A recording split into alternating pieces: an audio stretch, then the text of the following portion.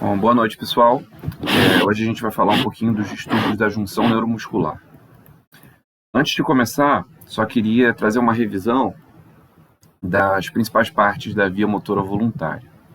Então, quando a gente está falando da via motora voluntária, a gente sabe que ela é uma via que geralmente tem uma direção de cima para baixo, né? Primeiro você planeja o que você quer fazer e depois você realiza esse movimento.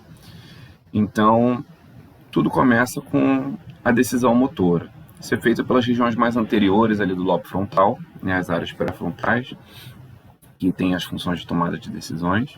Tá? Depois é feito um planejamento motor ali por áreas motoras secundárias e, eventualmente, esse plano motor vai ser executado se ativando neurônios que ficam dispostos principalmente nessa região aqui, chamada de córtex motor primário, que fica no giro pré-central.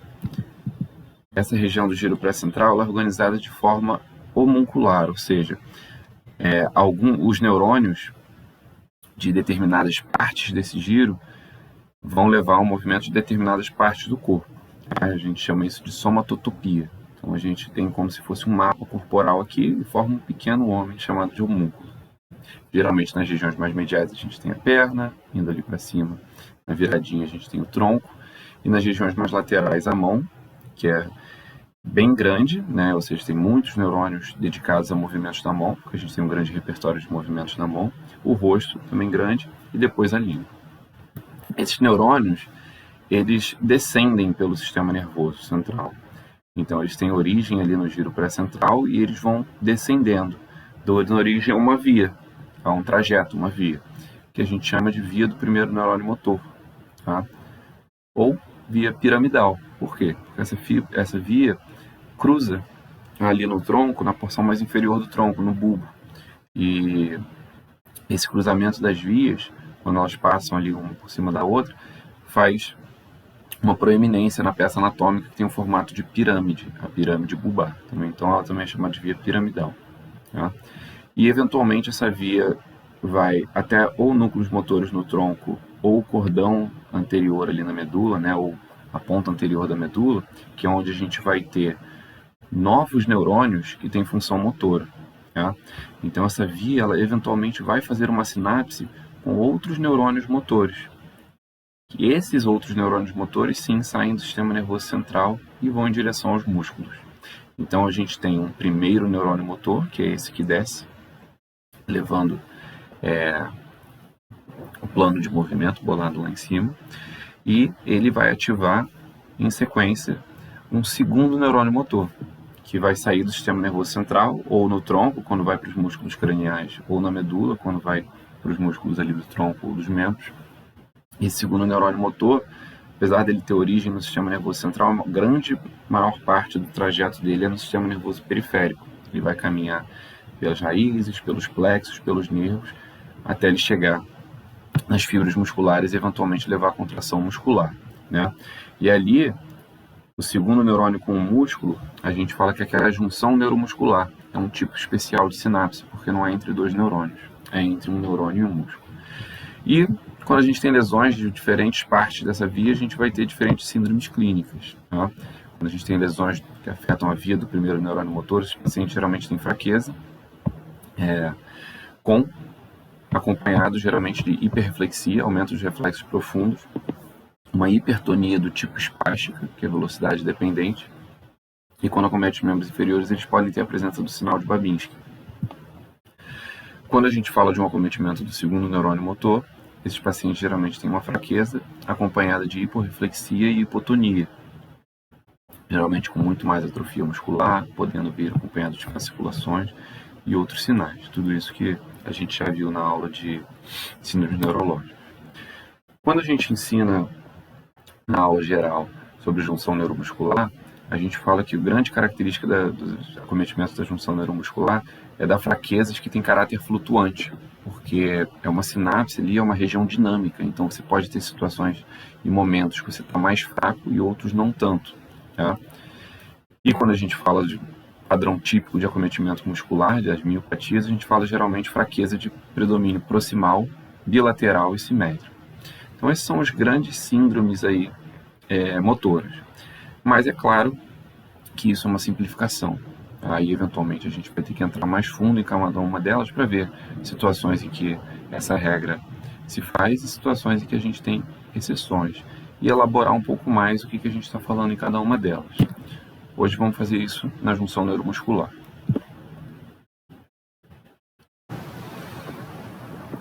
Bom, antes da gente entrar nesses distúrbios, é bem importante que a gente saiba o que está acontecendo ali na junção neuromuscular. Tá? Então, o básico do básico da junção neuromuscular é basicamente a mesma coisa que acontece numa sinapse. Você tem um neurônio, tá? No caso pré-sináptico, que vai despolarizando e eventualmente ele leva à liberação de neurotransmissores numa fenda, tá? Que a gente chama de sinapse, é um gap. E esses neurotransmissores podem ser captados por um terminal pós-sináptico, que na maioria das vezes é um outro neurônio, mas nesse caso é um músculo. Tá? Então aqui o mais básico que a gente tem é isso.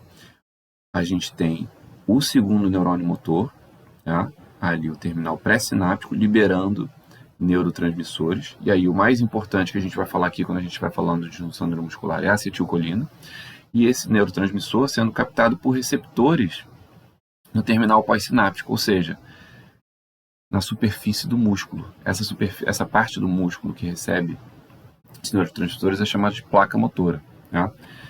E a acetilcolina, uma vez que se liga nesses receptores, que são os receptores de acetilcolina, levam eventualmente uma sequência de despolarização da membrana muscular que vai levar à contração muscular.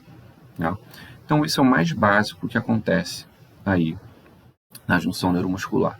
Mas é interessante a gente falar alguns detalhes a mais, porque a gente vai ter estruturas aqui que vão ser acometidas por doenças diferentes, e entendendo o que essas estruturas estão fazendo ali na junção neuromuscular, a gente entende melhor o quadro clínico dessas doenças. Então vamos entrar um pouquinho mais a fundo aqui na junção neuromuscular. Eu vou dividir em 3 partes. Eu vou falar primeiro o que acontece no terminal nervoso, depois o que acontece na sinapse e depois o que acontece no músculo. Tá? O que está acontecendo quando a gente está fazendo essa transmissão neuromuscular no terminal nervoso? Então, aquele segundo neurônio motor está se despolarizando, eventualmente chega no final dele, tá? No terminal nervoso. E essa onda de despolarização, quando chega no terminal nervoso, geralmente leva à ativação e abertura desses canais de cálcio voltagem dependentes, esses VGC6. Quando esses canais de cálcio se abrem, entra cálcio ali dentro do nervo, dentro do segundo neurônio motor. Esse cálcio, quando ele entra, ele gera uma via de sinalização celular ali para pegar aquelas vesículas contendo neurotransmissor, tá? Nesse caso principalmente acetilcolina, e através de complexos enzimáticos e várias reações ali envolvendo proteínas, essa vesícula ser levada para a superfície do terminal nervoso e eventualmente liberar o conteúdo dela. Ok? Então é isso que está acontecendo. As estruturas de maior importância então são esses canais de cálcio, voltagem independente, que levam o influxo de cálcio, as vesículas contendo os neurotransmissores que estão aqui, esperando para serem liberadas. Uma vez que esse cálcio entra, sinalização celular, e esse complexo proteico, que a gente chama de SNARE, ele vai pegar as vesículas contendo acetilcolina, vai levar para a superfície do terminal nervoso e vai eventualmente levar à liberação da acetilcolina na fenda. Tá? E para restabelecer o potencial aqui no terminal nervoso, uma vez que acabou esse processo, a gente tem a entrada de potássio. Então a gente tem essa abertura desses canais de potássio e voltagem independente.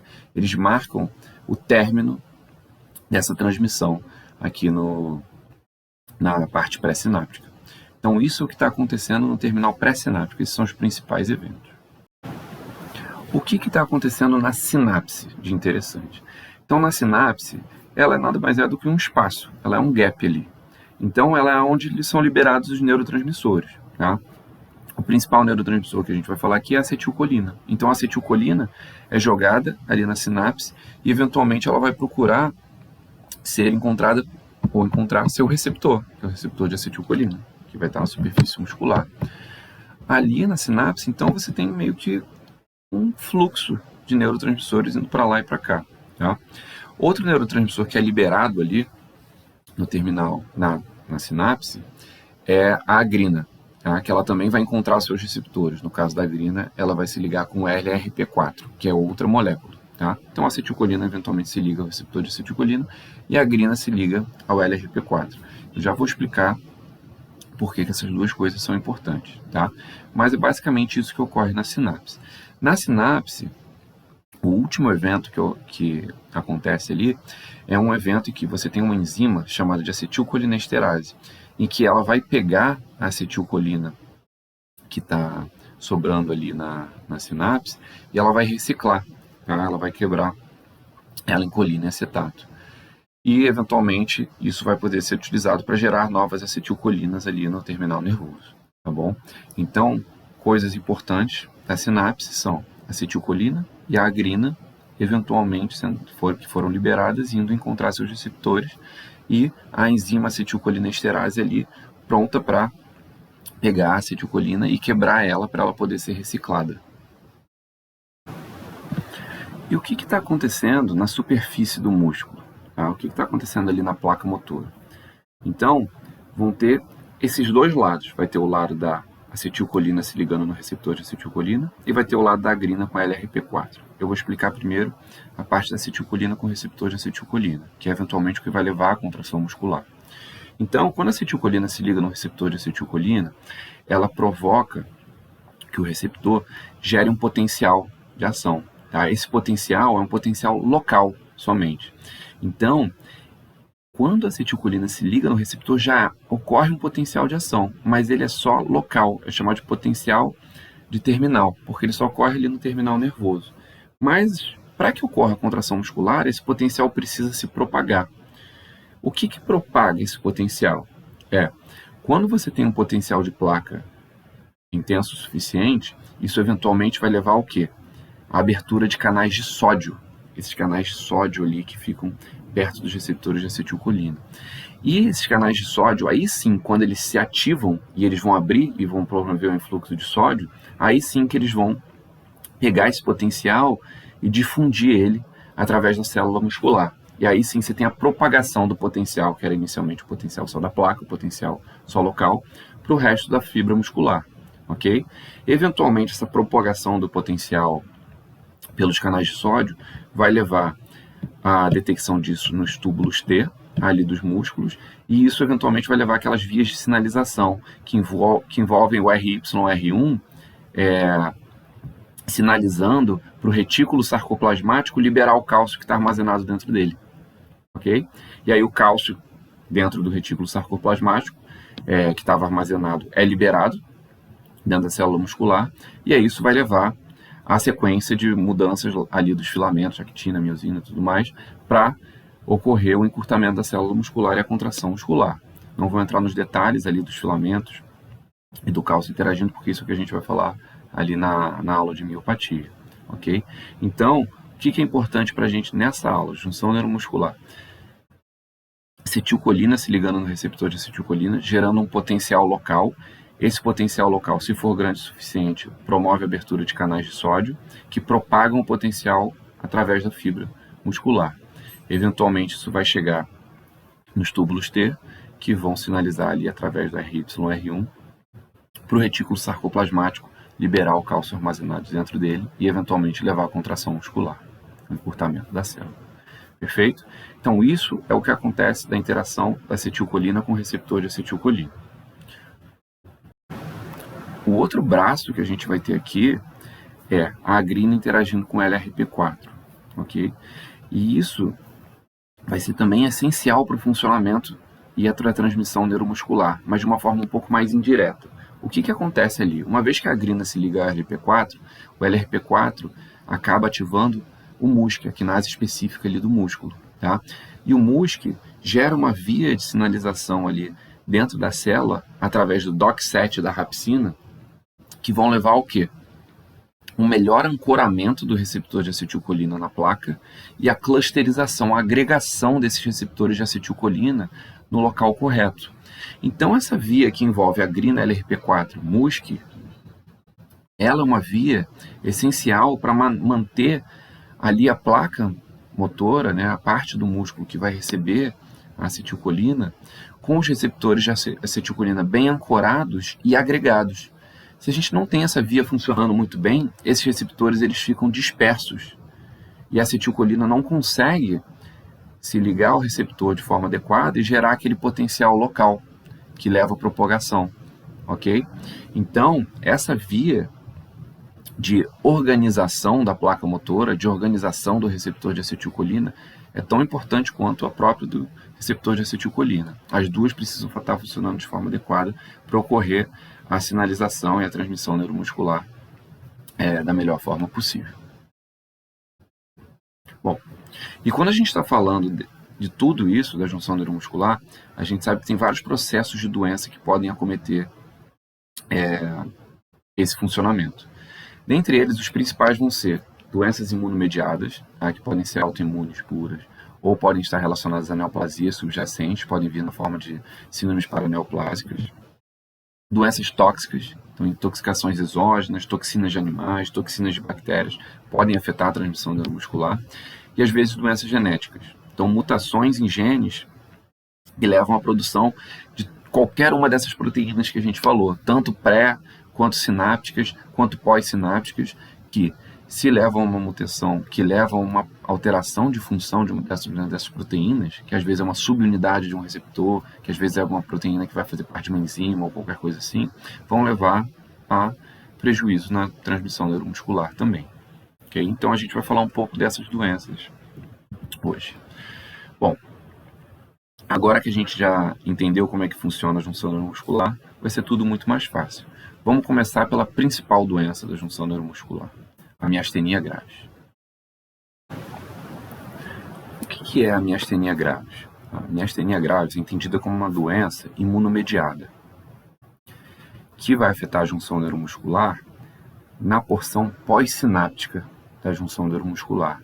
Ou seja, a miastenia tem uma relação imune com aquele terminal pós-sináptico, com a parte da superfície do músculo. Okay? Na maioria das vezes está relacionado com a produção de autoanticorpos que vão interagir ali com os receptores daquela região. Mas tem casos de miastenia que não tem autoanticorpos. Então é melhor a gente entender ela como um distúrbio da junção neuromuscular pós-sináptico. Imunomediato, né? Claro. É uma doença incomum, a gente tem 7 a 13 casos a cada 1 milhão de pessoas, né? É considerada uma doença rara, mas entre as doenças raras tende a ser uma das que os neurologistas acabam mais vendo. Tende a ter um predomínio em mulheres, e é uma doença que geralmente se instala, se inicia na vida adulta. Tá? É extremamente incomum você ver uma miastenia grave, uma forma autoimune mesmo, surgindo em crianças. Bom, o que está acontecendo ali na miastenia graves? Duas formas mais comuns de miastenia graves envolvem a produção de autoanticorpos que vão influenciar ali a transmissão da junção neuromuscular. São autoanticorpos que vão interagir com o terminal pós-sináptico. E aí entra em importância aquelas duas vias que eu falei com vocês quando a gente está falando da junção neuromuscular, que é a ligação da acetilcolina com o receptor de acetilcolina e a ligação da grina com o LRP4, que leva à ativação do MUSC. Então, os dois principais anticorpos na miastenia graves são um anticorpo antirreceptor de acetilcolina e um anticorpo anti-MUSC. Existe miastenia por anticorpo LRP4, existe, mas isso é muito mais incomum. E existem miastenias que a gente não descobre nenhum anticorpo. Todos esses estão negativos, são chamadas de miastenias soronegativas. Essas ainda a gente está para entender um pouco melhor. Vou falar com mais detalhes dessas duas formas de miastenia, que se a gente englobar as duas, a gente está falando de mais de 90% dos casos de miastenia. E entre essas duas principais formas de miastenia, a mais comum que a gente tem, disparado, é a miastenia por anticorpos antirreceptores de acetilcolina. Mais ou menos 80% dos pacientes vão ter esses anticorpos. Então, a principal forma de miastenia é essa. O que acontece nessa condição? Você tem a produção de autoanticorpos que vão bloquear o receptor da acetilcolina, então eles vão impedir que a acetilcolina se ligue no receptor. Isso leva à fraqueza, porque a transmissão neuromuscular ela fica, em parte, bloqueada. E aí os outros receptores, os que ainda estão livres, eles podem não ser suficientes para conseguir fazer essa transmissão de forma adequada. E é muito comum a gente ver nesses pacientes a flutuação dos sintomas, que é, se esses pacientes, por exemplo, quando eles acordam, eles passaram a noite toda se mexendo pouco. Quando eles acordam, como eles tiveram pouca demanda da junção neuromuscular, eles têm os receptores que estão bloqueados, mas eles têm vários receptores livres, né? Então eles acordam geralmente bem, ou melhor, pelo menos. Conforme vai passando o dia, eles vão utilizando esses receptores que estavam livres, só que os receptores que ficam bloqueados, que estão fora dessa circulação de receptores, acabam fazendo falta em algum momento, porque você vai gastando os livres e você não vai tendo muito mais circulação de receptores ali, porque vários estão bloqueados. Então, o típico dessa condição é levar uma fraqueza fadigável, ou seja, quanto você mais usa os músculos, mais fraco o paciente vai ficando. E isso a gente vê flutuações tão rápidas quanto, às vezes, no curso de alguns segundos. Se você pede para um paciente com miastenia ficar olhando para cima por muito tempo, você pode ver a pálpebra dele caindo em alguns segundos. Okay? Então, é uma fraqueza fadigável e que é intensificado por o uso da musculatura. Esse paciente relata várias vezes: se eu paro para descansar no meio do dia e depois volto, eu me sinto melhor, eu me sinto mais forte. Se eu faço algum esforço muscular maior, eu me sinto mais fraco depois desse esforço. Tudo isso tem relação com esse desgaste, e às vezes desgaste quando você está usando o músculo e um certo poupamento quando você está relaxando desses receptores livres, que ficam em menor proporção se comparados com uma pessoa que não tem a doença. Então isso explica a flutuação dos pacientes com a miastenia. E quais músculos tendem a ser mais afetados por isso? Músculos geralmente pequenos, tem pouca tolerância, placas motoras menores, e que a gente usa muito. Essa é uma combinação clássica para você ter fraqueza na miastenia. Então, a fraqueza da miastenia vai ser primeiro em que músculos?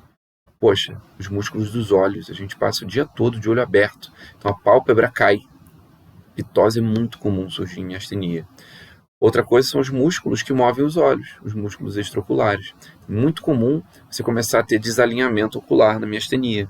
E os pacientes, quando têm desalinhamento ocular, como a mesma imagem agora não chega em áreas correspondentes da retina, eles podem ter visão dupla. Okay? Então, a miastenia é uma doença que tem essa característica flutuação no início dela e geralmente pega mais esses músculos oculares. Com, claro, casos e quadros um pouco mais intensos, a gente vê outros músculos sendo acometidos. O paciente pode ter dificuldade de falar e de deglutir, levando a disfagia. O paciente pode ter fraqueza nos membros. O paciente pode, inclusive, ter uma miastenia grave o suficiente a levar a comprometimento da respiração. Tá? E quando o paciente tem uma insuficiência ventilatória por causa da miastenia, a gente fala que ele tem uma crise miastênica. Então, a crise miastênica é uma insuficiência ventilatória, paciente com risco respiratório por causa da miastenia. Então, a base da fraqueza da miastenia é isso. E a gente tem um segundo ponto interessante, tá? Que não é só causado pelo bloqueio desses receptores. Esses anticorpos, esses antirreceptores de acetilcolina, eles são anticorpos que ativam o sistema complemento. Então, além deles bloquearem os receptores, eles vão ativar dano mediado por complemento na placa muscular. Então, o paciente com miastenia grave antirreceptor de acetilcolina, com o tempo, ele pode ter uma doença que não flutua mais tanto. Com o tempo e esse dano mediado por complemento ocorrendo, ele pode ter atrofia da placa muscular e eventualmente ficar com fraqueza fixa. Okay? Que é uma evolução da miastenia não tratada. Então, esses pacientes podem começar com fraqueza flutuante e depois evoluírem para uma fraqueza fixa. E aí, nos pacientes que já têm atrofia ali da junção neuromuscular com fraqueza fixa, é muito difícil a gente falar sobre reversão do processo. Então, a gente tem que tentar ao máximo dar um diagnóstico precoce para esses pacientes. Quando a gente está falando desses receptores de acetilcolina, a gente sabe que eles têm uma relação próxima com a normalidade do timo. Tá? Então, o timo desses pacientes tendem a, numa proporção maior do que numa população normal, estarem hiperplasiados, ou seja, um timo aumentado. Tá? E o timo tem muita relação com essa questão de autoimunidade, né? E alguns pacientes podem até ter uma neoplasia do timo, o timoma. Nesses casos, a miastenia grave pode ser considerada uma forma de apresentação paraneoplásica do timoma. Então, lembrar muito dessa relação do receptor de acetilcolina com a normalidade do timo. A segunda forma que a gente tem ali de acetilcolina é essa forma por anticorpos que se ligam no músculo, que é a quinase específico do músculo, que faz parte daquele complexo do LRP4, que ativa o MUSC, que vai ali através do DOX7 da rapsina levar ao quê? Ancoramento adequado e clusterização, agregação dos receptores de acetilcolina. Se a gente tem anticorpos afetando essa via, que ocorre mais ou menos em 10% dos pacientes miastenia, né, a ocorrência desses autoanticorpos, a gente tem uma forma de miastenia que ela é um pouco diferente. O problema não é a acetilcolina ligando diretamente no receptor de acetilcolina. O problema é que o receptor de acetilcolina está desorganizado na placa. E a acetilcolina não consegue encontrar muito bem ele. E a transmissão neuromuscular não ocorre por causa dessa falta de encontro, essa falta de preparo do receptor de acetilcolina ali na junção neuromuscular. Esses pacientes tendem a ter uma forma de miastenia um pouco diferente da clássica do receptor de acetilcolina. É uma forma de miastenia que dá mais atrofia dos músculos, tá? Por quê? Quando você não tem os receptores de acetilcolina bem organizados ali na placa, o músculo atua como se ele estivesse desnervado. Então ele atrofia mais rapidamente. Parece quase como uma síndrome de segundo neurônio motor. E uma outra diferença importante da miastenia anti-MUSC é que geralmente os anticorpos são da classe IgG4, então eles não ativam o sistema complemento. Então não causa um dano mediado por complemento ali. A miastenia anti-MUSC, a apresentação clínica dela pode ser bastante semelhante, ela também flutua, ela também tem todas essas características, mas ela tende a ter uma outra coisa diferente, tá? De não responder tão bem a alguns medicamentos que a antirreceptor responde, e ela tende a ter um predomínio, se você colocar em proporção de pacientes, predomínio da fraqueza na região bulbar. Esses pacientes podem não ter tanto comprometimento das pálpebras e dos olhos e terem mais disfonia, disfagia, disartria, em comparação aos pacientes antirreceptor de acetilcolina. E geralmente os pacientes que têm anticorpo anti-MUSC não têm relação com patologia tímica. Os pacientes não têm maior frequência de hiperplasia tímica, não têm maior frequência necessariamente de timoma, nem nada disso. Tá? Pode acontecer? Pode, tá? Mas não é uma característica desses anticorpos. Bom, como é que esses pacientes então se apresentam clinicamente, no geral? O sintoma essencial da miastenia graves é a fraqueza muscular. Agora, não é qualquer caso de fraqueza que vai fazer a gente pensar em miastenia graves. Quais são as características dessa fraqueza?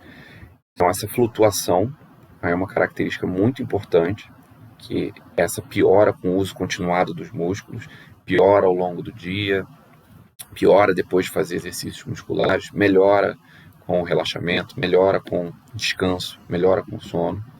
E a distribuição da fraqueza, o predomínio dessa fraqueza em algumas musculaturas específicas. Lembrar muito das pálpebras e dos olhos. Então, o tipo clássico de miastenia é começar com pitose palpebral flutuante. Começa a ter pitose palpebral ao longo do dia, começa a ter desalinhamento dos olhos, uma diplopia que flutua. De noite o paciente está com visão dupla, que de manhã às vezes ele não tem.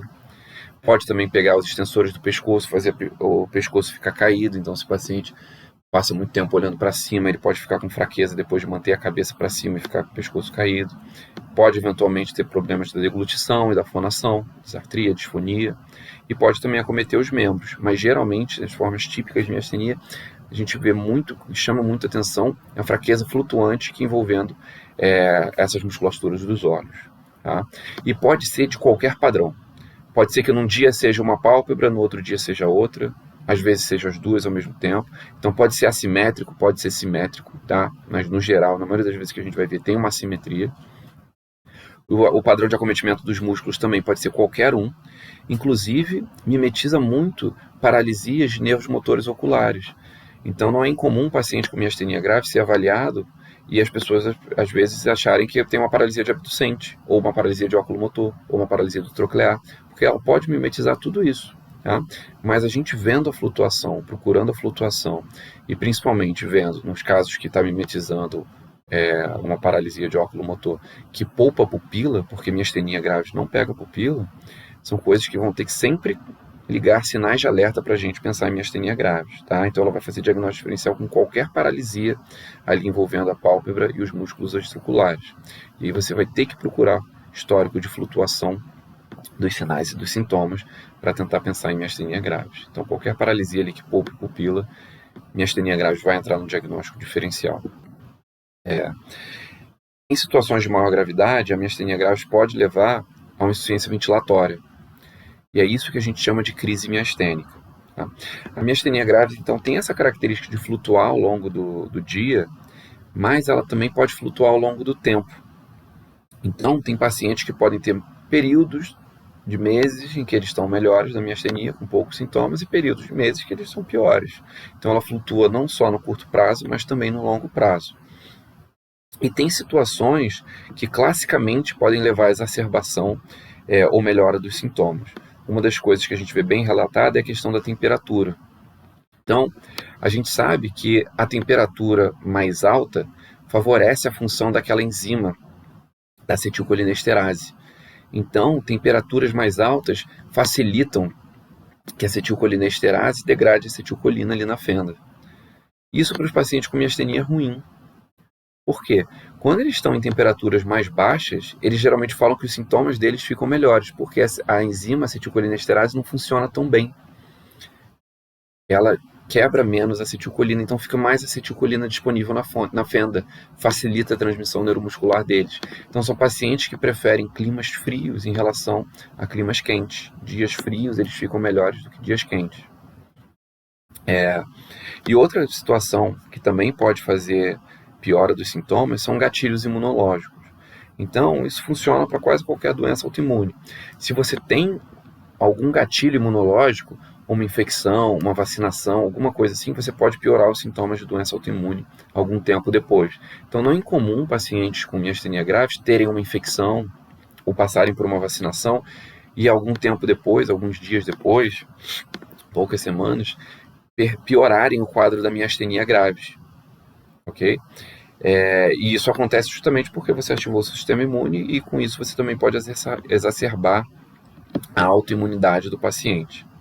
Isso é uma coisa relativamente comum, mas esses pacientes devem ser mantidos com as vacinações em dia, porque o gatilho imunológico da vacinação tende a ser melhor do que o gatilho imunológico da infecção por si. Então aqui mostrando alguns pacientes com miastenia graves. Então esse exemplo de paciente aqui chegou um dia para a gente com queixas de diplopia e ptose flutuante. Aqui eu estou pesquisando para ver se ele tem o sinal da cortina, que é uma queda da pálpebra do contralateral quando você eleva a pálpebra ipsilateral, que é típico de miastenia graves. E aqui vocês vão ver que ele tem poucos sinais de doença. Tá? Esse paciente está bem. Mas olha só, esse paciente em outro momento. Tá? O mesmo paciente num outro dia. Aqui a gente já consegue ver que ele está com ptose palpebral, pior à esquerda. E olha só, a paralisia dos nervos motores oculares. Paralisia dos músculos extraoculares, né, no caso. Não consegue levar o olho esquerdo também não fez adução muito bem. Isso. Miastenia. A gente viu a flutuação na nossa cara acontecendo. Então, momentos melhor, momentos pior. Típico da miastenia. Aqui um paciente segurando a cabeça, tá? Um sinal típico, um sinal de segurar o queixo, que acontece com fraqueza dos extensores do pescoço, coisas que têm poucos diagnósticos diferenciais, essa fraqueza dos extensores do pescoço, acontece com a miastenia, pode acontecer com a esclerose lateral amiotrófica, pode acontecer com paciente com polimiosite, poucas doenças neurológicas levam a isso.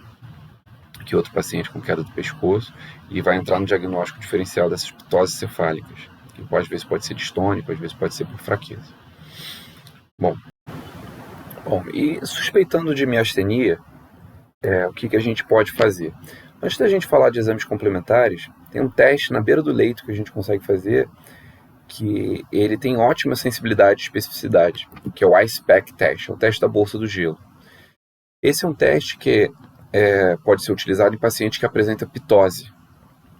Então você vai pegar um paciente com uma ptose, tá? Como a gente pode ver, esse paciente aqui na imagem da esquerda tem uma ptose maior ali à direita, vê que ele está até forçando o frontalis dele, né, para tentar levantar a pálpebra. E você vai deixar uma bolsa de gelo ali por 2 minutos. E depois você vai tirar. E aí você vai ver que o paciente vai melhorar da ptose dele.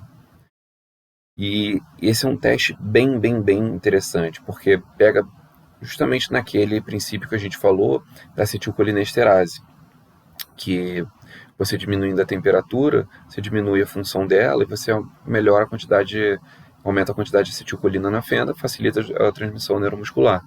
Então isso mostra para você que esse distúrbio está na junção neuromuscular, típico de miastenia. Tá? Bom, de exames complementares, o que a gente pode fazer? A eletroneuromiografia pode ser extremamente útil, tá? Mas tem que ser pedida com estimulação repetitiva de nervos, que é basicamente o teste que o eletroneuromiografista vai fazer, que ele vai fazer a estimulação nervosa motora com uma frequência repetida de estímulos. Tá? E ao longo dessa frequência repetida de estímulos, o normal é a gente ter sempre a mesma resposta. Mas nos pacientes com miastenia, a gente pode ver um padrão de resposta que é o decremento da amplitude. Um decremento maior do que 10% já é típico de um distúrbio da junção neuromuscular pós-sináptica, já é típico de miastenia grave. E isso é geralmente feito com a estimulação repetitiva de baixa frequência, ali 2 a 3 Hz, e a sensibilidade fica melhor se fizer em músculos proximais. É muito comum fazer no deltoide. Existe uma outra modalidade que o eletroneuromiografista pode fazer de exame quando a suspeita é miastenia, que a gente só pede quando a estimulação repetitiva de nervo vem negativa, né? Não vem com decremento, e a gente ainda suspeita de miastenia, que é o teste da fibra única. O teste da fibra única, o eletroneuromiografista vai comparar a transmissão neuromuscular entre 2 fibras de uma mesma unidade motora. E isso vai dar o jitter para a gente. E esse aumento do jitter pode indicar que tem uma miastenia grave. É um teste mais sensível que a estimulação repetitiva de nervos. Mas, como todo teste mais sensível, também vem com mais falsos positivos. E várias outras doenças, às vezes esclerose lateral amiotrófica, às vezes miopatias, podem dar uma resposta positiva no jitter. Então, a gente tem que interpretar com cautela. Bom, e é claro que se tratando de uma doença que é a sua grande maioria das vezes causada por anticorpos, a gente vai querer pedir a dosagem desses anticorpos. Pode ser feito 2 abordagens. Então, com dosagem primeiro do antirreceptor de acetilcolina, que é o que vai estar presente na grande maioria dos casos, mais de 80% das vezes. E caso ele venha negativo, dosar o antimusc depois. E caso venha negativo, em alguns lugares que conseguem dosar o anti-LRP4. Mas também tem uma abordagem que se dosa os 2, porque existe uma frequência de dupla positividade, de tanto a receptor de acetilcolina quanto o antimusc estarem positivos. Tá? Um cuidado tem que ser feito com a interpretação do antirreceptor de acetilcolina. Então, a especificidade dele aumenta conforme a titulação da dosagem do anticorpo.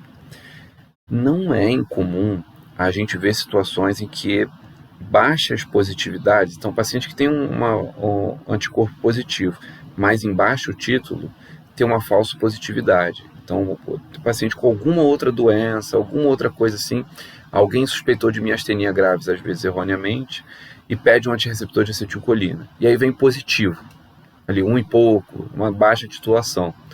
Então, a gente tem que tomar muito cuidado com essas situações. É um anticorpo que às vezes vem falso positivo, sim. Se forem títulos acima de 5, geralmente isso é bem mais específico. Então a gente usa um pouco isso como referência. Então, se a clínica bater e vier uma baixa titulação, ótimo, tudo bem, você pode dar o seu diagnóstico. Mas cuidado quando a clínica está esquisita e você tem uma titulação baixa, porque pode ser um falso positivo, isso te enganando. E você também, além de fazer a dosagem dos anticorpos, também tem que fazer busca ativa de condições associadas. Então, sempre faz TC de tórax nos pacientes com miastenia. Lembrar que esses pacientes podem ter patologias do timo, às vezes tem neoplasias malignas no timo, às vezes tem um timoma. Então, todo paciente tem que passar por uma tomografia de tórax para avaliar patologias do timo. E também avaliar a hiperplasia tímica, que vai ser importante para os pacientes com receptor de acetilcolina, isso vai ter implicações no nosso tratamento. E sempre vale a pena fazer teste de função tireoidiana também, porque é comum a concorrência de doenças autoimunes da tireoide com a miastenia graves, tanto a doença de Graves quanto a doença de Hashimoto. Bom, e ok, como é que a gente trata a miastenia? O tratamento da miastenia é dividido em várias partes. Bom, a gente tem o mais básico, que geralmente que a gente começa já ali na primeira consulta, que é um tratamento que é puramente sintomático, que é o uso do inibidor da acetilcolinesterase, geralmente o Mechinol. Esse medicamento ele vai inibir o funcionamento da enzima acetilcolinesterase. Então ele vai diminuir a degradação de acetilcolina na fenda, vai aumentar a quantidade de acetilcolina ali. Isso ajuda a melhorar a transmissão na junção neuromuscular, principalmente nos casos que são antirreceptores de acetilcolina positivos. Nos casos de antimusc, geralmente não responde tão bem ao tratamento com Mechinol. Outra situação de tratamento é com o paciente que se apresenta com uma crise miastênica, ou seja, uma insuficiência ventilatória por causa da fraqueza causada pela miastenia. Esse paciente ele precisa de tratamentos imunológicos agudos. E nesse caso, o que a gente tem disponível é a imunoglobulina intravenosa e a plasmaférese. Não é recomendado fazer pulsoterapia com corticoides para pacientes com crise miastênica. A gente sabe que o uso de corticoides, especialmente em dose alta, pode levar a uma disfunção da junção neuromuscular no início. Então pode levar a uma fraqueza. Para o paciente que já está em crise miastênica, essa piora inicial da fraqueza pode ser extremamente perigosa. Então, assim, a mesma situação quando a gente fala de Guillain-Barré. A gente não faz pulsoterapia com corticoide nesses pacientes. O nosso uso é a imunoglobulina intravenosa ou a plasmaférese. A imunoglobulina intravenosa, ela vai atuar fazendo com que todos esses anticorpos que você jogou com a imunoglobulina intravenosa é um pool enorme de anticorpos. Então, você joga um monte de anticorpos e esses anticorpos vão saturar uma via de reciclagem de anticorpos que a gente tem, que envolve a ligação dos anticorpos que a gente produz com o receptor neonatal da fração constante. E é através dessa reciclagem que a gente consegue um anticorpo nosso que sobreviveria ali 2, 3 dias no nosso sangue circulando, a gente consegue fazer com que ele sobreviva mais de 100 dias. Tá? E se a gente joga uma penca de anticorpos na circulação de uma pessoa, esses anticorpos que a gente jogou, eles saturam esses receptores neonatais da fração constante. E aí, que interessante, os anticorpos patogênicos da miastenia graves, eles duram só 2 a 3 dias. E aí eles são degradados. Então é uma forma da gente tratar doenças imunomediadas em imunoglobulina. Assim, tá? Muitos pacientes vão ter indicação de fazer imunoterapia de longo prazo. Ou seja, a gente vai ter que fazer tratamentos que vão controlar o sistema imune deles para diminuir a reação imunogênica deles ali na placa neuromuscular. E a gente tem vários remédios que a gente pode usar para esses pacientes ficarem bem controlados a longo prazo. O primeiro remédio para a maioria dos pacientes é o corticoide. Então, sim, eu falei que não se usa corticoide no contexto de crise miastênica, mas no paciente que está fora de crise miastênica, o corticoide é um excelente medicamento para ser começado para controlar a doença.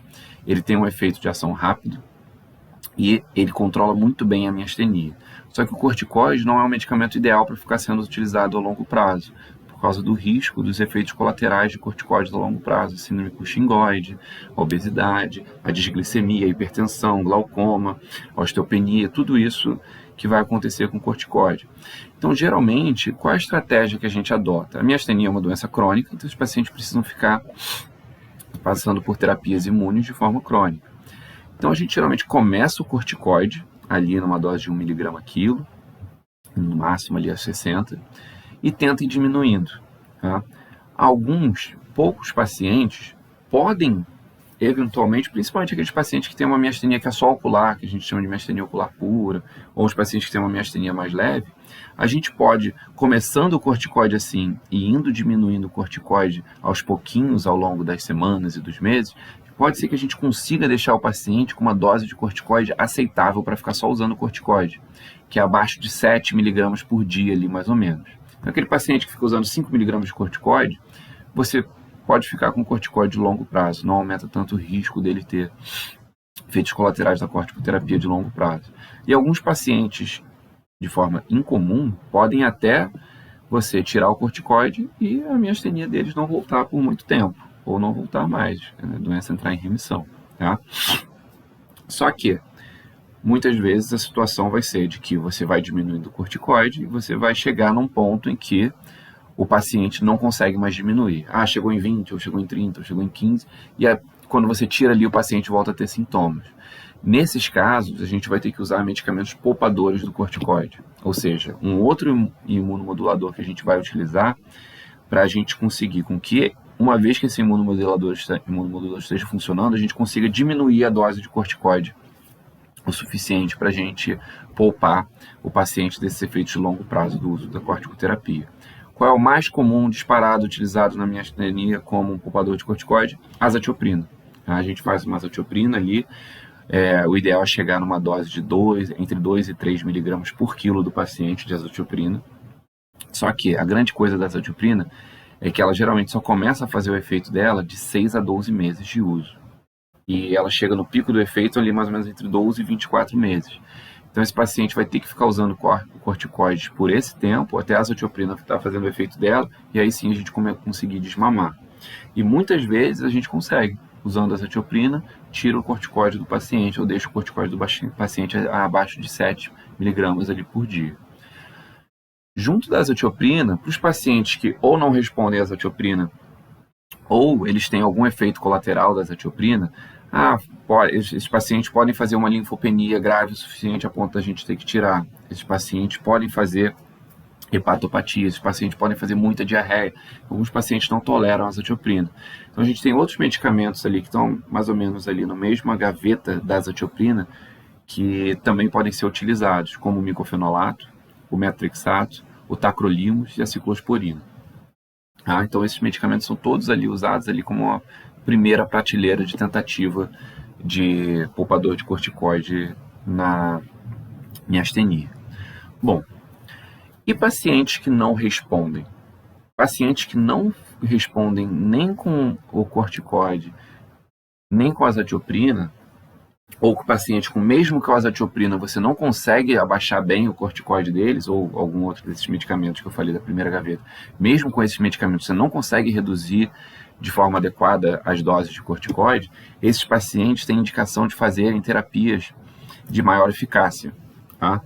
E na miastenia isso vai envolver o uso de anti-CD20, que é o rituximab, a imunoglobulina intravenosa de manutenção, ou seja, fazer mensalmente imunoglobulina intravenosa, ali numa dose de 1 grama por quilo do paciente. Eles podem usar bloqueadores do receptor neonatal da fração constante, que é um mecanismo parecido com a imunoglobulina, né?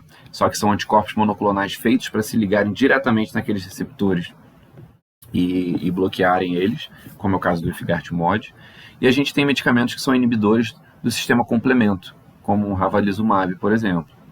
Todos esses remédios podem ser utilizados com alguns comentários. Primeiro, inibidor de complemento, é lógico, a gente só pode usar se for antirreceptor de acetilcolina positivo, porque é essa forma de miastenia que leva à ativação do complemento. Para o paciente anti-MuSC, não adianta fazer esses medicamentos. Tá? E um outro comentário é que geralmente no paciente com uma miastenia anti-MuSC, é recomendável que já se comece o uso com o rituximab, tá? Porque a gente sabe que esses pacientes respondem um pouco pior ao uso desses medicamentos ali de primeira gaveta. Então, começar um corticoide e um rituximab ali para esses pacientes é uma coisa que é muito comumente feita. Então, a gente tem todas essas opções. E esses remédios aí de segunda prateleira, do rituximab para frente, eles são opções bem interessantes para pacientes que têm miastenias mais ativas, mais graves, pacientes que você não consegue diminuir o corticoide, mesmo utilizando algum poupador de corticoide ali. Okay? E alguns pacientes podem se beneficiar também de um tratamento cirúrgico, com timectomia.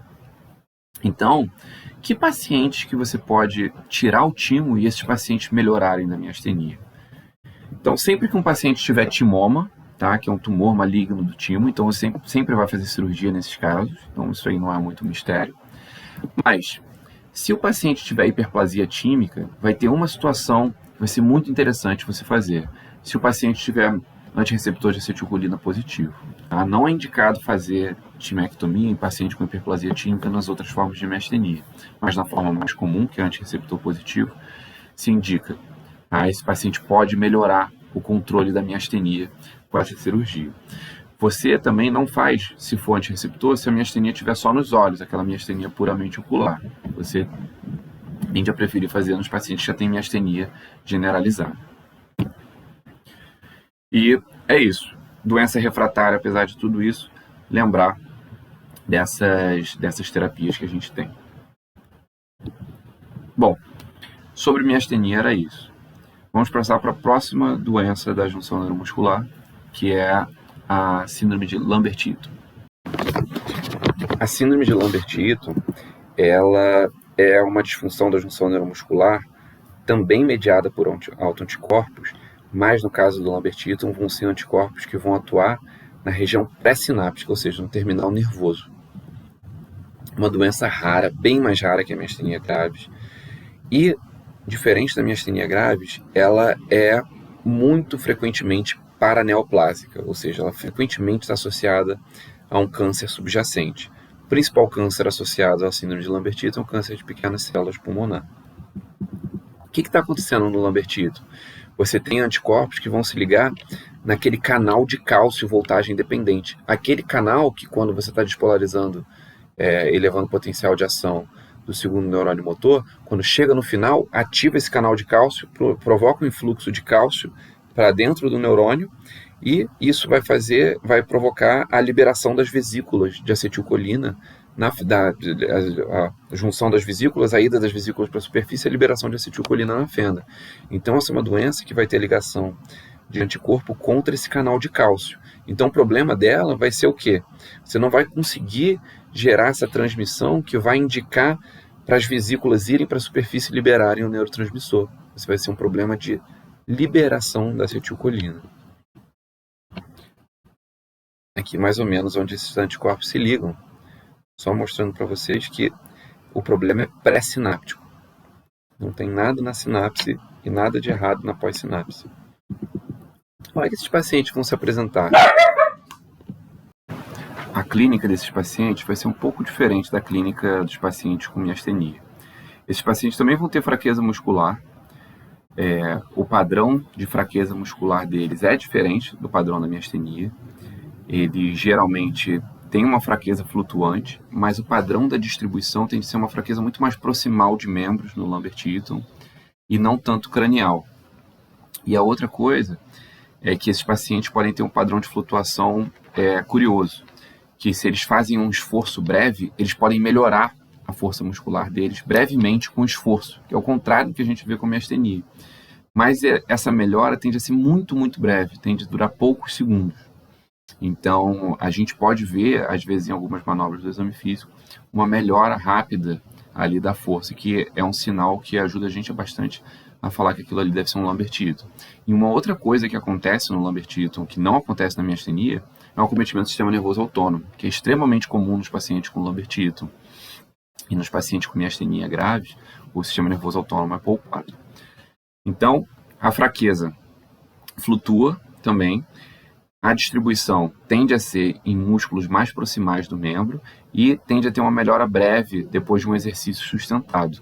A gente chama isso de sinal de Lambert, essa melhora breve depois de um exercício sustentado. E, junto disso, o paciente tem sinais de disfunção autonômica. A hipotensão postural, ele pode ter constipação, boca seca, disfunção erétil se for um homem, tudo isso pode acontecer.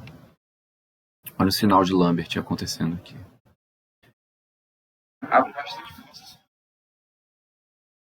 Então, eu estou vendo ali os dedos dela fracos.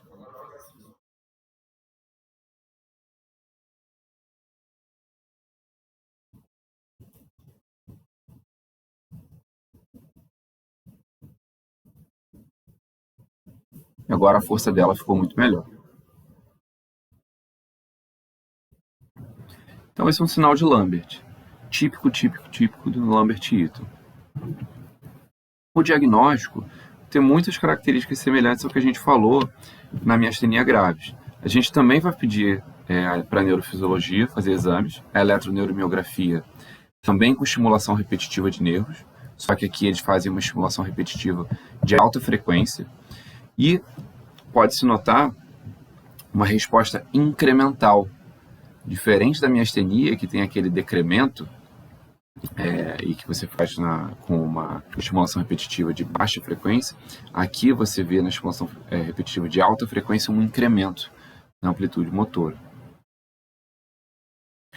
E a gente consegue também dosar os anticorpos anticanal de cálcio voltagem dependente, que vão ajudar a gente a confirmar ali e comprovar que tem autoimunidade. Nesses pacientes, sempre, talvez a parte mais importante dessa abordagem seja fazer um rastreio neoplásico. Lembrar que está muito associado à neoplasia subjacente. Tá? Praticamente 50%, às vezes até 60% dos casos, dependendo do que você está vendo, de Lambert-Eaton, estão associados à neoplasia subjacente. Então, tomografia de tórax, abdômen e pélvico. Não só câncer de pequenas células pulmonar, mas também outros tipos de câncer podem estar associados a Lambert-Eaton mais raramente, mas o câncer de pequenas células pulmonar é o mais frequente. Então, sempre olhar com cuidado esses exames do tórax, especialmente se o paciente tem histórico de tabagismo, por aí. E o tratamento? A gente não tem um medicamento que é considerado o melhor sintomático para síndrome de Lambert-Eaton, que é o 3,4-diaminopiridina. Esse remédio não tem no Brasil. Alguns pacientes podem tentar importar. Mas na maioria dos pacientes a gente acaba usando o Mexinon mesmo, o piridoxigmina, um inibidor da acetilcolinesterase. Ajuda um pouco. Você diminui a degradação de acetilcolina, você aumenta a quantidade de acetilcolina disponível, você melhora ali a transmissão na junção neuromuscular. Mas você não está agindo ali na base patológica da doença. Para esses pacientes a gente acaba tendo que fazer uma imunossupressão. E geralmente eles precisam de uma imunossupressão um pouco mais potente que os pacientes com miastenia. Mas a gente geralmente faz uma coisa parecida com a miastenia, de começar corticoides, tentar passar para azatioprina, tentar ver se essa azatioprina sustenta, principalmente nesses casos que não estão associados à neoplasia subjacente. São os casos autoimunes puros, né? Não são paraneoplásicos. A gente faz uma abordagem ali de autoimunidade mais parecida com miastenia, só que com menos evidência, né? Porque é uma doença mais rara. Mas a gente pode ter uma abordagem parecida, a gente pode adotar um algoritmo semelhante. E os pacientes que têm a forma neoplásica, a forma paraneoplásica, você tem que tratar a neoplasia de base. Essa é a parte mais importante para esses pacientes. Bom, passando para a próxima condição da junção neuromuscular que a gente vai falar, o botulismo. O botulismo, ele é uma doença infecciosa. A característica essencial do botulismo é que é uma síndrome de fraqueza, que é causada pelos efeitos de uma toxina que é produzida ali pela bactéria, que é a bactéria Clostridium botulinum. É extremamente raro, e a gente pode adquirir o contato com essa bactéria e com essas toxinas por diferentes formas de transmissão. No adulto, na nossa sociedade, na nossa cultura, ali, o mais comum é ser contaminado por alimentos que têm a toxina. Então, alimentos que contêm a bactéria que produziu a toxina ali, geralmente enlatados. Então, isso acontece com salsicha enlatada, isso acontece com palmito enlatado, principalmente alimentos que passaram da validade, e pode ter a proliferação das bactérias ali. E o consumo desses alimentos pode levar à ingestão de toxina e levar à síndrome paralisante, que é o botulismo. Essa toxina do botulismo, ela é uma toxina que tem especificidade por aquelas proteínas do complexo SNER, que a gente falou no início da aula. Tem esse complexo de proteínas que é responsável pela ligação das vesículas de acetilcolina com a superfície e a liberação de acetilcolina na fenda. A toxina botulínica, ela cliva essas proteínas. E você fica sem conseguir liberar acetilcolina na fenda sináptica.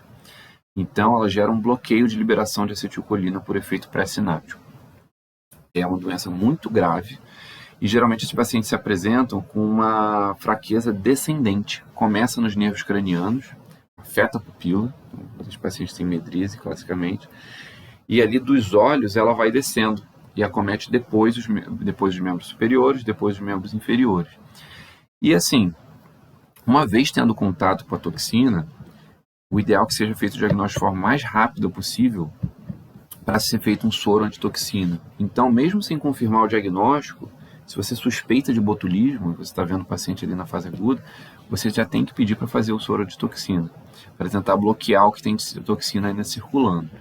Por quê? A grande coisa é, uma vez que clivou essas proteínas do complexo SNER, você demora meses para sintetizar novas. Então, a recuperação do botulismo é sempre muito lenta, muito lenta. E esses pacientes, frequentemente, se eles não morrem da parte aguda do botulismo, que é da insuficiência ventilatória, ali, da dificuldade de alimentação, eles podem ter complicações de internação prolongada, de ter uma trombose venosa profunda, evoluir para um TEP, pacientes têm infecções hospitalares. Então, são pacientes que, se pegam uma forma grave ali de botulismo, que é geralmente o caso, eles ficam internados por muito tempo e eles podem sofrer complicações da internação. No caso de botulismo aqui, paralisia total ali ocular, geralmente isso é sempre bilateral e simétrico, né? Midríase do paciente, isso vai descendo, às vezes o paciente só consegue mexer os pés.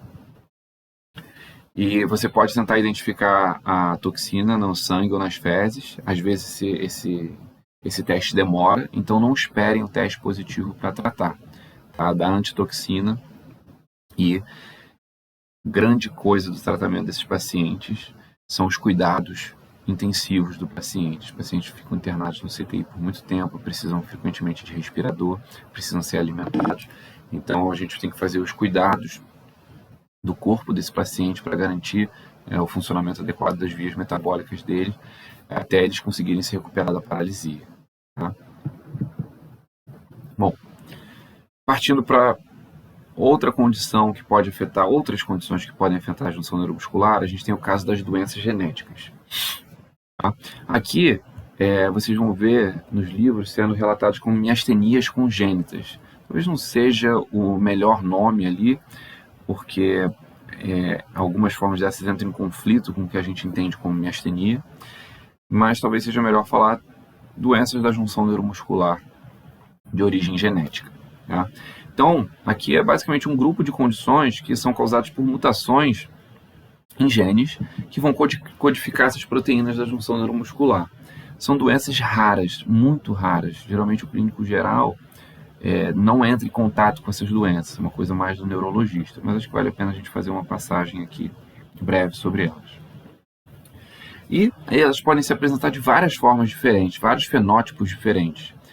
Por quê? Tudo depende. Se tem uma mutação no gene de uma proteína pré-sináptica, vai se comportar de forma diferente do que se for uma proteína sináptica, do que se for uma proteína pós-sináptica.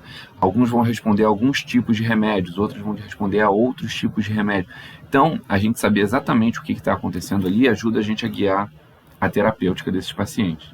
Então, aqui, só uma imagem para vocês terem noção da quantidade de genes que podem ser mutados e isso gerar em doenças da junção neuromuscular genéticas.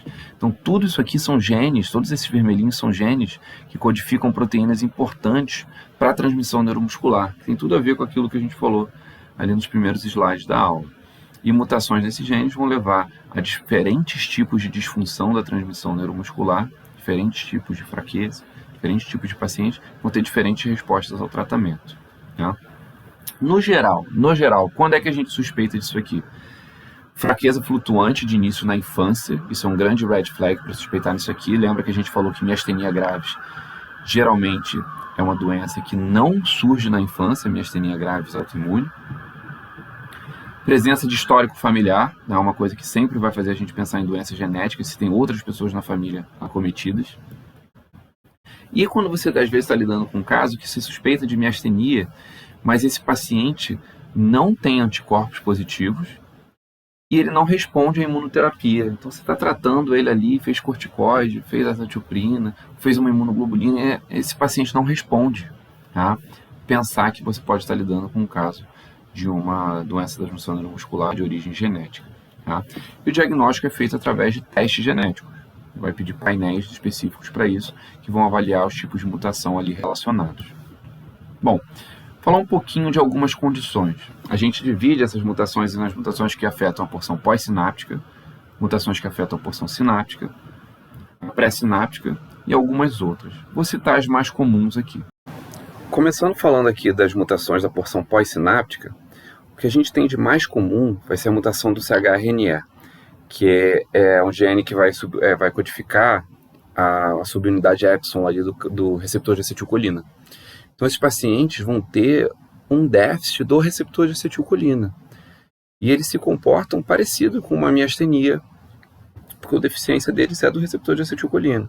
Então, frequentemente, o que a gente tem que chama atenção é que inicia na infância uma fraqueza flutuante, bem parecida com a fraqueza da miastenia graves. Esses pacientes podem ter uma eletroneuromiografia também com resposta decremental, e eles podem responder a Mestinon. Se aumenta a quantidade de acetilcolina disponível, você facilita essa transmissão. Agora, se você tem mutação de algumas outras subunidades do receptor de acetilcolina, como é que acontece aqui no o CHRN1A, o 1B, o B1, né, o D e outros tipos de mutação no E, você não gera uma deficiência do receptor. Você gera um receptor que ele fica, às vezes, aberto e ele fecha de forma muito lenta. Ou seja, ele fica aberto por mais tempo que ele deveria. E aí é o que a gente chama de síndrome do canal lento. E quando você tem isso, você geralmente lesa a placa motora. Então, esses pacientes eles não flutuam, eles têm um quadro de fraqueza progressiva. Eles também podem ter um certo decremento na eletroneuromiografia, mas o curioso é que geralmente eles respondem ao uso de fluoxetina. Que o fluoxetina é um remédio que diminui o tempo de abertura do canal ali do receptor de acetilcolina. Então você pode usar fluoxetina para esses pacientes e isso melhorar a fraqueza deles. E os outros tipos de mutação daqui da região pós-sináptica são os que vão justamente afetar aquele complexo LRP4-MUSC, que ativa o DOC7 se comunicando com a rapsina, né, que fazem o quê? A organização, o ancoramento e a clusterização dos receptores de acetilcolina na placa. Então, bem parecido com o que a gente tem quando a gente fala de miastenia grave.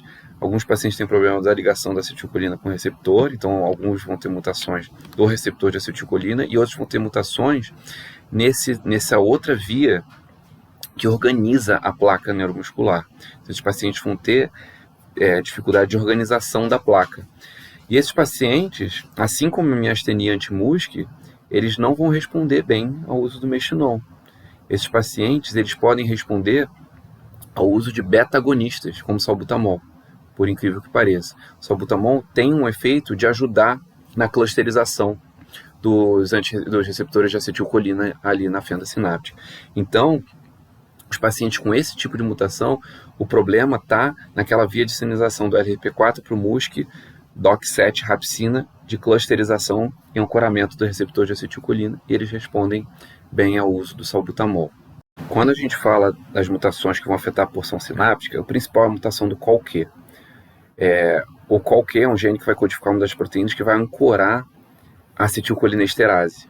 Então, a deficiência no COL-Q leva a uma deficiência de acetilcolinesterase. Isso faz o quê? Você não conseguir degradar a acetilcolina de forma adequada e fica excesso de acetilcolina. Então, esses pacientes têm um excesso de acetilcolina na fenda sináptica. E o excesso de acetilcolina na fenda sináptica é ruim. Por quê? Você fica com uma estimulação crônica dos receptores de acetilcolina intensa e isso leva a ficar sensibilizado e os receptores de acetilcolina não conseguirem fazer a transmissão para aqueles canais de sódio levarem à despolarização neuromuscular. É como se o receptor de acetilcolina nunca ficasse livre para depois ele meio que se repolarizar ali e depois receber um novo receptor para gerar um novo potencial local de placa para depois ativar o canal de sódio. Então, esses pacientes eles têm fraqueza por excesso ali de acetilcolina no receptor, é como se ele não tivesse aquele período de diminuição do estímulo da acetilcolina para a repolarização ali da placa, para depois esse processo acontecer de novo. Então, esses pacientes são pacientes que, o que você não pode dar de jeito nenhum? Você não pode dar Mestinon de jeito nenhum para esses pacientes, porque o Mestinon é um medicamento que vai inibir ainda mais a acetilcolinesterase. Então, esses pacientes pioram com o uso de Mestinon. Por isso que a gente tem que tomar muito cuidado em tratar esses pacientes de forma cega. Em geral, o tratamento tem que ser guiado depois que a gente tem uma confirmação de qual é a mutação. Eles também na eletroneuromiografia podem ter decremento e eles podem melhorar também com beta-bloqueador. também pode ajudar a organizar melhor e ancorar melhor a acetilcolinesterase. Indo para as mutações que vão afetar a porção pré-sináptica, a gente vai ter essas 4, que são as principais. E a gente vai dividir no SHAT e no SL5A7, eles dificultam, as mutações levam a uma deficiência na produção de acetilcolina. Então, esses pacientes vão ter uma deficiência na produção da acetilcolina. Já o SL18A3 e o VAMP1, elas vão gerar uma deficiência na liberação da acetilcolina, cada uma por mecanismos diferentes, lógico. Mas, no geral, esses pacientes como um todo, eles vão ter uma deficiência de quê? Uma deficiência de jogar acetilcolina na fenda. Então, todos esses casos aqui, eles tendem a ser tratados e melhorar com o uso de Mechinol, tá?